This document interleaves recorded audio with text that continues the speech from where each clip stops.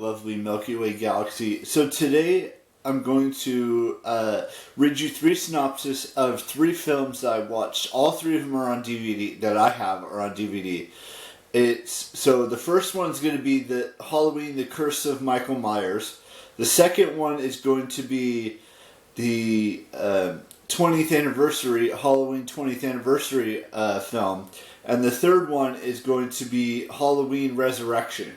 Now, before I get into the synopsis, I want to say one thing.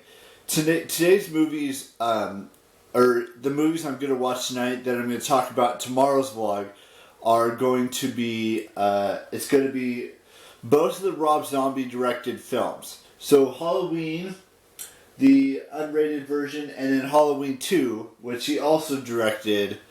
Those are the 2 movies I'm going to focus on today. Now, on Thursday, which is tomorrow, I'm going to focus on Halloween and Halloween Kills.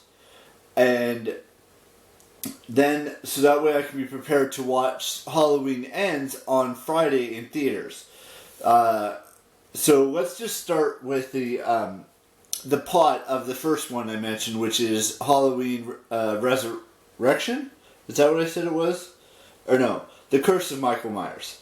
On October 31st, 1989, Michael Myers and his niece, Jamie Lloyd, were abducted from the Haddonfield police station by the Man in Black.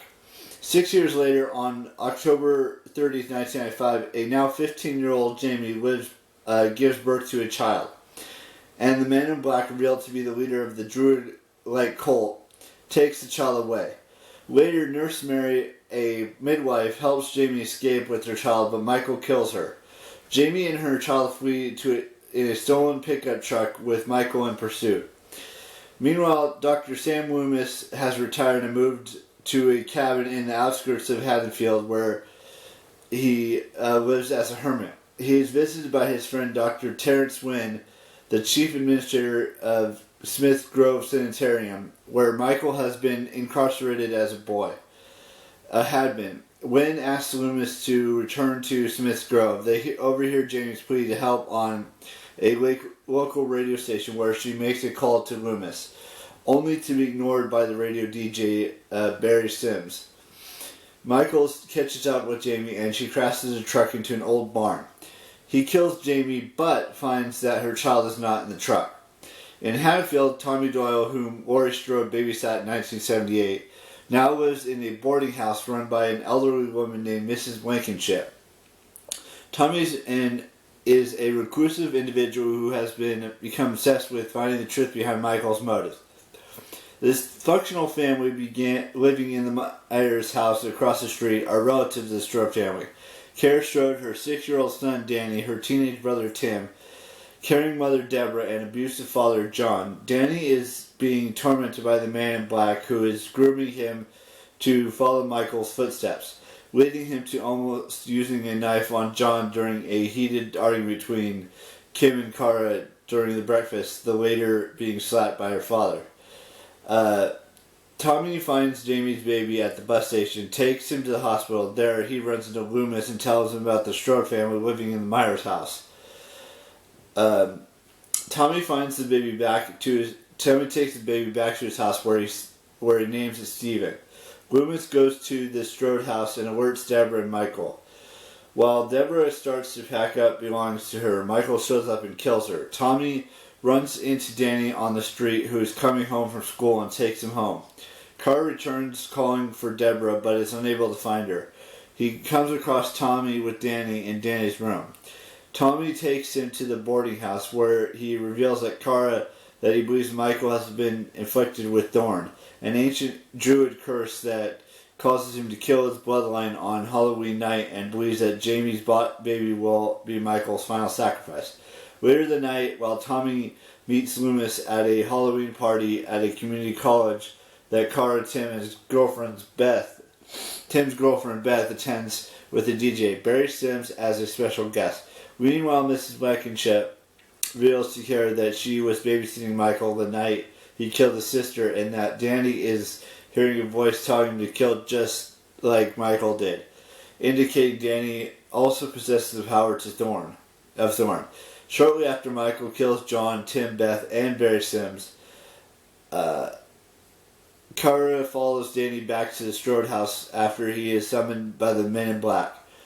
There he sees Michael and fights him off, then escapes with Danny back to boarding house where Tommy and Loomis are waiting.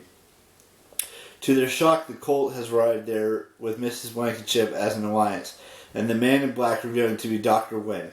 The Colt drugs Loomis and Tommy and takes Kara, Danny, and Steven to Smith's Grove. Kara is locked in a maximum security ward while the boys are kept in the operating room. Tommy and Loomis awaken and go to Smith's Grove, where Loomis confronts Wynn, who reveals that the Smith's Grove staff have been working with the Thorn cult to study the power of Thorn and learn how to control it. Steven is implied to be the successful result of experiments to clone Michael's pure evil.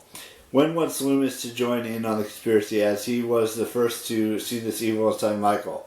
Loomis refuses and is knocked out by a doctor. Meanwhile, Tommy frees Kara as Michael pursues them through the sanitarium.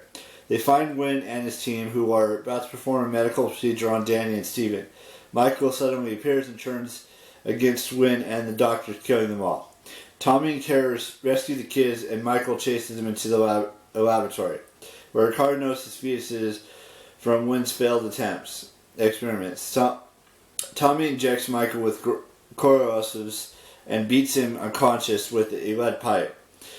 Tommy, Kara, and children leave Smith's Grove while Loomis stays behind to take care of business. Inside, Michael's mask lies alone on the lab floor, and Loomis screams in the background, leaving their fates unknown. That is the first one. So let's move on to the 20th anniversary one. It's 20 years later. Okay, so let's get to this one. Okay, let's go here. The plot. No, that is the plot. On October 29, 1998, Michael Myers burglarizes Dr. Sam Loomis' retirement house in Landon, Illinois. Loomis' former colleague, Marion Chambers, who took care of Dr. Loomis until he died, arrives and discovers that the file on Laurie Strode, who is presumed dead in an automobile accident, is missing. Michael murders her teenage neighbor Jamie, and his friend Tony before leaving the house in Jamie's car with Laurie's file. In Summer Glen, California, Laurie, having faked her death to avoid Michael, lives under an assumed name Carrie Tate, having a career as the headmistress of Hillcrest Academy, a private boarding school. Her career is supported by her giving secretary Norma Watson, guidance counselor Will Brennan, who she is also in a relationship with. However, Laurie is far from happy, as the tragic events of 1978 still haunt her. She lives in fear that Michael may return for her. While a woman and her daughter are at a rest stop, Michael steals their car. At the academy campus, the students leave to attend a school trip to Yosemite, leaving only Laurie, Will, security guard Ronnie Jones, Laurie's son John, his girlfriend Molly Cartwell, and their classmate Charlie Devereaux, plus his girlfriend Sarah Lathrop, who are having a Halloween party in the school basement. Laurie receives some maternal advice from Nora before she leaves work for the weekend, and later that night reveals her true identity to Will while Michael arrives at school. He quickly murders Charlie and Sarah before attacking John and Molly, who are rescued by Laurie and Will. And Michael and Laurie come face to face for the first time in 20 years. Will accidentally shoots Ronnie, who has been patrolling the hallway, when he mistakes Ronnie's shadow for Michael. And Michael kills Will while Will and Laurie are examining Ronnie's body. Laurie manages to get John and Molly to safety, and realizing that she'll never be safe for Michael as long as she's alive, decides to confront Michael head on. Laurie stabs Michael numerous times and pushes him over a balcony.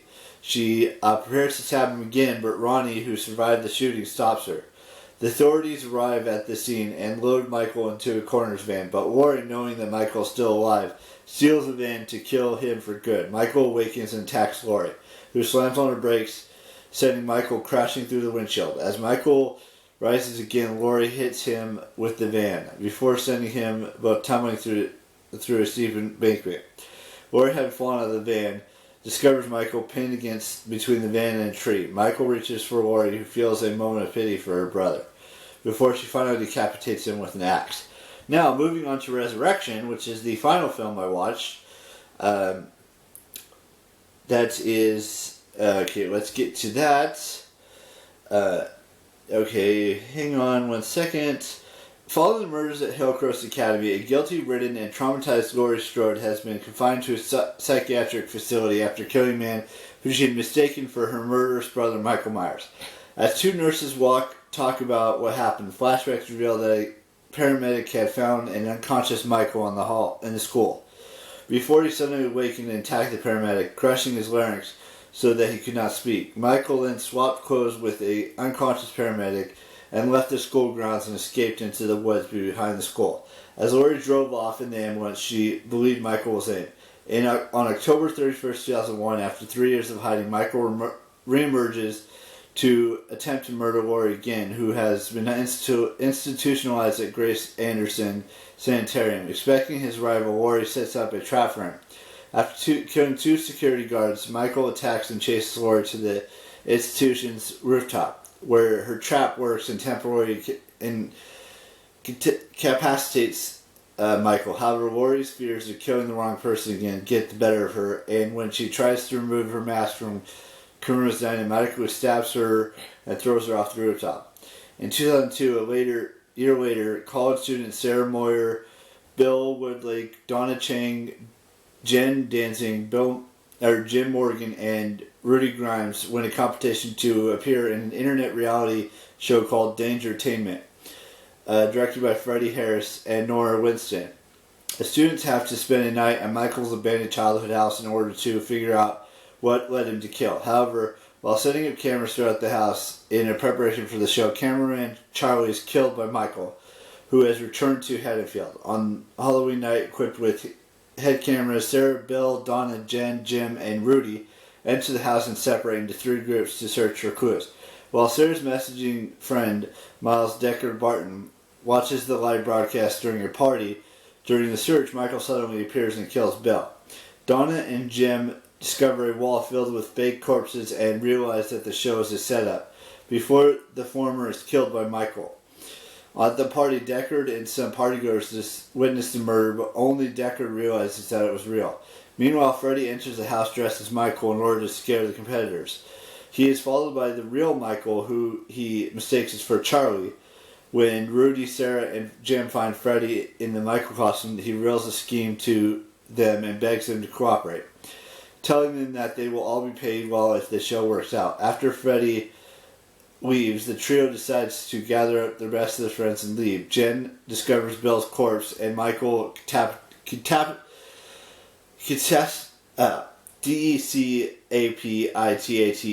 her in front of Rudy, Sarah, and Jim, who soon realize that it isn't Freddy.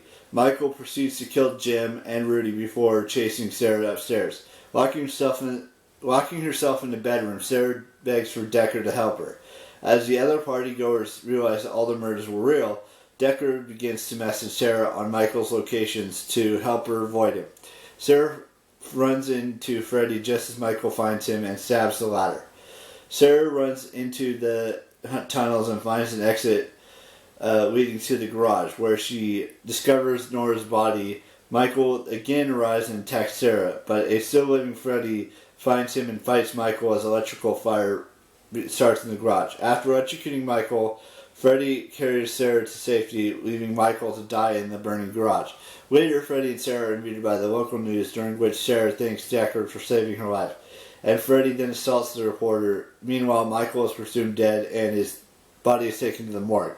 However, as the coroner begins to examine his body, Michael suddenly wakes up. So that's all the movies I watched. That's a synopsis. All three films were great. I'm going to end it here. We have one birthday to wish, so let's do that really quick. Or two birthdays. I want to wish Brittany Basso a happy birthday and Hugh Jackman a happy birthday today. That is all for birthdays tomorrow. And I will see you tomorrow with the brand spanking new vlog. And bye-bye.